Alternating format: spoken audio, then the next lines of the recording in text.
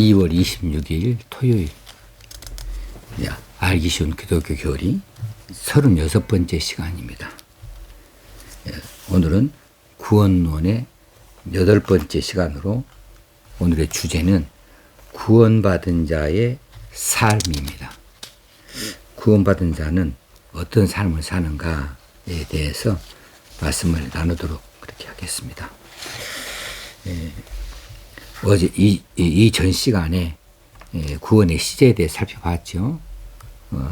이미, 그러나 아직. 구원은 이미 받았다. 그런데 아직 완성되지 않았다. 이런 뜻으로 말씀을 드렸어요. 그러면 이 이미와 아직 사이에 있는 이 중간에 걸쳐 있는 이 시간은 악과 고난의 세상 가운데서 우리가 살아갈 수밖에 없는 바로 그런 시간대입니다. 이 시간대에 구원받은 자는 어떤 삶을 사는가, 그 이야기를 오늘 드리게 되겠습니다. 자, 우리가 예수 믿고 구원을 받았다. 이미 받았다. 그런데 우리의 삶은 전혀 달라진 것이 없습니다. 우리 주변의 환경도 달라지지 않았습니다. 악이 그대로 존재하고 있고 여러 가지 모양의 고난이, 이 세상 고난이 그대로 많이 우리를 향하여 덤벼들고 있어요. 그런데 우리는 이전 사람이 아니거든요. 우리는 옛 사람이 아니거든요. 우리는 구원받기 전에 그런 삶의 방식으로 살아가는 사람이 아니거든요. 왜냐하면 우리는 이 세상 사람이 아닙니다. 우리는 하나님 나라 백성입니다. 그렇기 때문에 우리는 악과 고난이 여전히 이 세상에 넘쳐 있고 우리를 향하여 덤벼들고 있어도 옛날에 삶의 방식을 따라가지 아니하고 이 세상 사람들처럼 그렇게 살아갈 수가 없는 것이죠. 우리는 우리의 죄를 위하여서 십자가에서 대신 죽어주신 예수 그리스도를 가리켜서 말할 때 주님이시다 이렇게 말합니다. 주님. 주님이라는 말은 무슨 말일까요? 주인이시다는 겁니다. 주인. 나는 그분의 종이고 그분은 나의 주인이시다. 나는 그분의 소유이고 그분은 나를 소유하시는 분이시다 라는 의미에서 주님이라고 부르는 겁니다. 우리는 그렇게 바뀌어진 삶을 살고 있어요. 이 세상의 백성이라면 그분을 향하여 주인이라고 말할 수가 없습니다. 그런데 우리는 이 세상 백성으로 살지 아니하고 하나님 나라 백성으로 살면서 하나님의 아들 예수 그리스도를 나를 구원하여 주신 주인이시다고, 주님이라고 그렇게 부르면서 살고 있지요. 자, 골로새서 1장 13절에서 그가 우리를 흑암의 권세에서 건져내사 그의 사랑의 아들의 나라로 옮기셨으니, 우리는 흑암의 권세, 흑암이 있는 권세를 부리는 그런 자리에서 건져내서 그의 사랑의 아들의 나라로 옮기셨다. 우리는 이 세상 백성으로 살아가는 그런 사람들이 아니다. 요한복음 17장 16절에서도 내가 세상에 속하지 아니함 같이 그들도 세상에 속하지 아니하였사옵나이다. 예수님께서 하신 기도문 가운데 나오는 이야기죠. 우리가 세상에 속하지 아니하였다. 세상 백성으로 살아가지 아니한다. 라는 이야기입니다. 우리는 이 세상의 가치를 버리고 하나님의 뜻대로 살 것에 대해서 고백을 하였습니다. 그리고 하나님을 의지하고 하나님의 말씀에 순종하여 살겠다고 하는 신앙의 결단을 한 사람들입니다. 우리는 구원을 받을 때 회개하고 구원을 받았어요. 구원받은 다음에도 세상 살아가면서 자꾸만 잘못된 일을 저지를 때마다 또 회개하고 그렇습니다. 그러면서 우리는 차츰차츰 변화되어지고 바뀌어져 가게 되는 것이지요. 자, 구원받은 자의 삶으로 우리는 어떻게 살아야 되는가? 로마서 12장 2절이 우리에게 정확하게 제시해주는 말씀입니다. 너희는 이 세대를 본받지 말고 오직 마음을 새롭게 함으로 변화를 받아 하나님의 선하시고 기뻐하시고 온전하신 뜻이 무엇인지 분별하도록 하라. 우리는 이 세대를 본받지 말아라. 이 시대를 본받지 말아라. 이 세상의 방식을 따르지 말아라. 이 세상의 가치관을 바라보지 말아라. 우리는 이제 오직 마음을 새롭게 해서 변화를 받아가지고 하나님의 선하시고 기뻐하시고 온전하신 뜻이 무엇인지 분별하면서 그것을 선택하고 따라가고 순종하는 삶을 사는 것이죠. 그래서 빌립보서 1장 27절에서는 오직 너희는 그리스도의 복음에 합당하게 생활하라 그랬습니다. 너희는 그리스도의 복음에 합당하게 생활하라. 그리스도인들의 윤리는 구원을 얻기 위한 조건이 아닙니다. 만약에 구원을 얻기 위한 조건으로서의 윤리를 우리가 가진다면 우리는 윤리 종교에 빠져요. 기독교는 윤리 종교가 아니에요. 그러나 윤리적 종교인 것은 맞습니다. 우리가 그리스도인 되었기 때문에 우리가 그리스도인으로서 윤리를 지키는 겁니다. 그래서 구원을 얻기 위한 조건으로서의 윤리를 지키는 것이 아니고 우리가 하나님의 은혜를 받은 자로서 우리가 그 은혜에 감사하면서 하나님의 백성으로 합당하게 살기 위하여 윤리를 갖는 것이죠. 이것이 그리스도인의 윤리관입니다. 우리는 그렇게 세상을 살아가는 사람들로 바뀌게 되어졌습니다. 자, 믿음은 삶의 실제이다. 믿음이라고 하는 것을 지난번에 살펴봤지만 이건 무슨 관념이나 사상이나 생각이나 가치관이나 이런 것으로 끝나지 아니하고 믿음은 행동하는 거예요.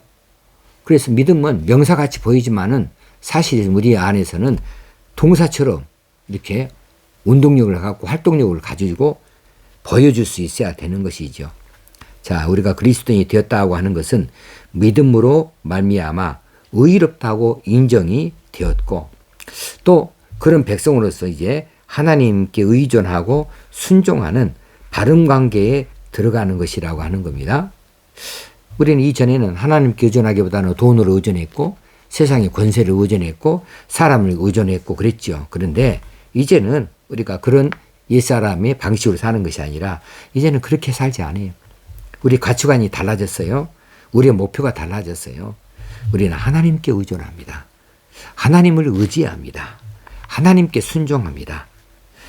그래서 하나님과 우리 사이에 바른 관계를 유지해 나아가는 것이고 그 바른 관계 속으로 우리가 들어가게 되어지는 거죠. 그래서 믿음은 우리로 하여금 삶의 실제에서 뭔가 다른 것을 보이게 만들어 놓는다라고 볼 수가 있겠습니다. 이제 우리는 믿음을 말미암아 하나님 백성이 되어졌기 까닭에 땅의 자원만으로 사는 것이 아닙니다. 땅에서 나는 것만 가지고 사는 것이 아니다. 이제는 하늘의 자원은 하나님께서 주시는 거죠. 그것이 무형이든 유형이든 간에 하늘의 자원을 받아서 하늘로부터 공급받아서 살게 되어졌다는 그런 실제, 리얼리티, 실제가 바로 믿음은 삶의 실제라고 하는 말을 우리에게 가르쳐주고 있습니다. 자, 그래서 우리 믿는 사람들의 삶의 현장에서 하나님 의존하는 모습이 나와야 돼요.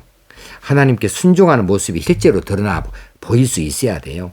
그래서 순종이 없는 믿음이 아니고 윤리가 지켜지지 아니하는 그런 믿음이 아니고 순종이 있는 믿음, 윤리가 포함되어진 이런 믿음으로 우리가 우리 삶의 현장에서 실제적으로 나타내고 보여줄 수 있어야 된다라고 하는 겁니다.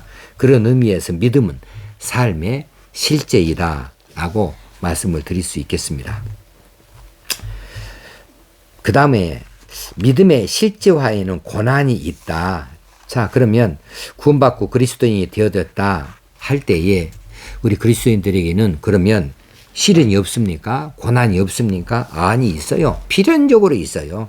왜냐하면 왜냐하면 필연적으로 있는 것은 우리가 이 세상을 살면서 이 세상의 정신과 이 세상의 가치관을 따르지 않습니다.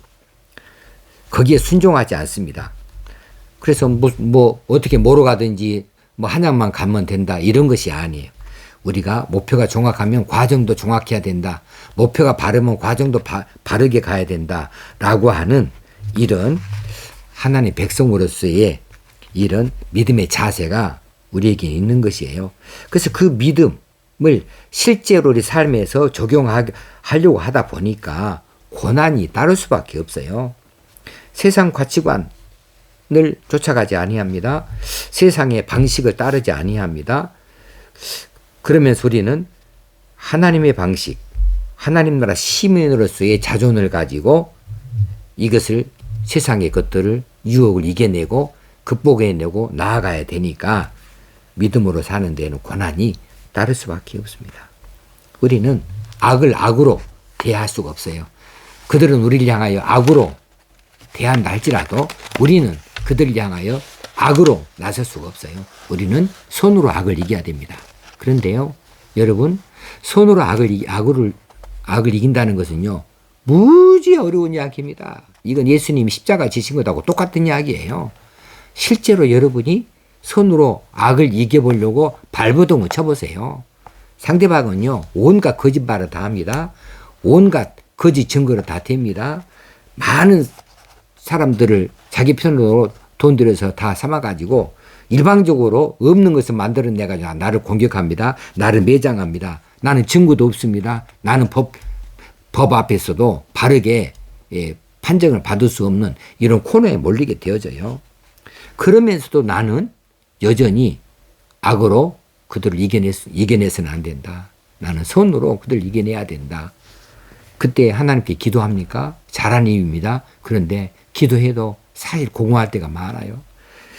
정말 하나님 살아계신다고 나는 하나님 믿는다고 그러면서도 온갖 고난, 협박 이런 것들을 당할 때에 이건 정말 손으로 악을 이긴다는 것이 얼마나 힘든 것인가. 예수님이 십자가형을 선고받고 그 모진 그런 채찍질을 당하고 또 비웃음, 비아냥거리는 것을 당하고 그러면서 십자가의 형에 처해져 가지고 고난에 그 십자가를 짊어지고 십자가에 못 박히고 죽으시기까지 수없이 많은 이런 악한 것들에 대한 도전에 있어서 예수님이 모든 것을 다 견뎌내고 손으로 악을 이겨낸다.